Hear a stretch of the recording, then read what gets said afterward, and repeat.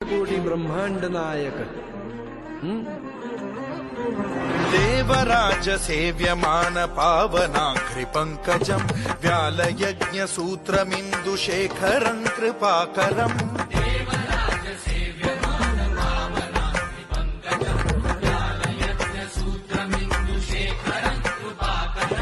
नारदादि योगी वृंद वंदितं दिगंबरं काशिकापुराधिनाथ काल भैरवं भजे